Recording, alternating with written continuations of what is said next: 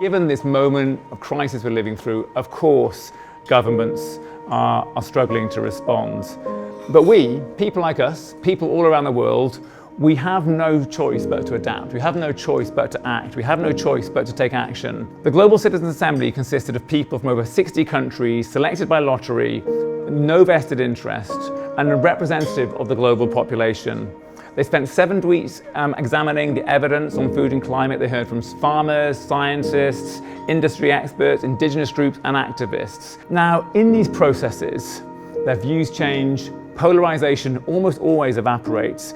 It's not about consensus, it's about the conditions that are created for people to have deep respect between one another. Şimdi sorunun ne olduğu konusunda önce But what was important is that they provided us all the information in a very clear, unbiased way.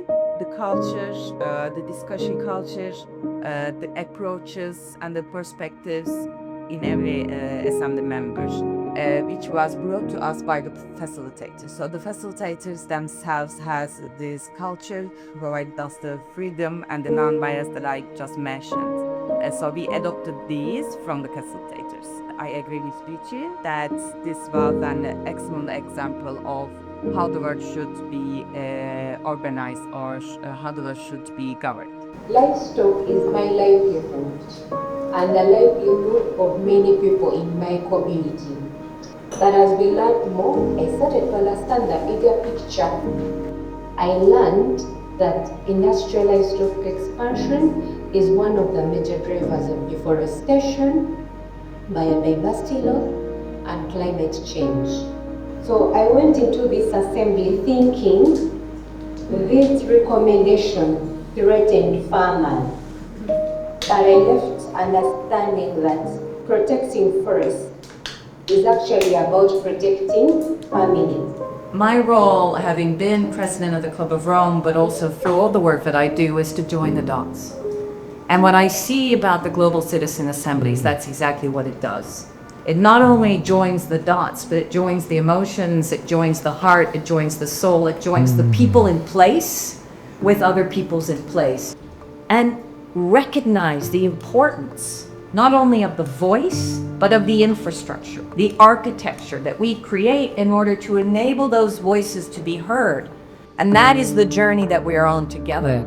There is an opening within the multilateral process, a recognition that not only are citizen voices fundamental, but also that parallel track of ambitious coalitions of the willing that we have now seen on tropical forestry and that we're seeing also on fossil fuels should be included directly into the process in one way or another.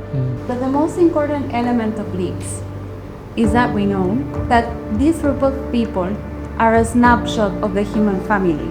This means that even participants not worried about or not worried at all about climate change, all 22 calls to action pass with over 85% support. It's a supermajority of people, again from every region of the world, representative of the global population. I think we go beyond IPCC in recognizing that science by itself is insufficient, that engagement of science with frontline actors, with citizens, is what drives change. So EAT is deeply committed with RCI and its partners to create spaces such as this. I'm quite encouraged by the actions that you highlight because many of them mirror the work that we have in the Commission. The sentence that we're constantly struck with, that you can't feed 10 billion people and protect the environment, is complete nonsense.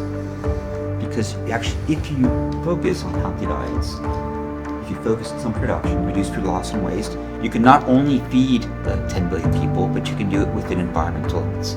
And we agree that we share the same goal, healthy, safe, and just food systems, recognize that we disagree on how to get there, that disagreement in understanding it is a key part of the process, how we can work together to make the really urgent change that needs to happen in the next 5 years.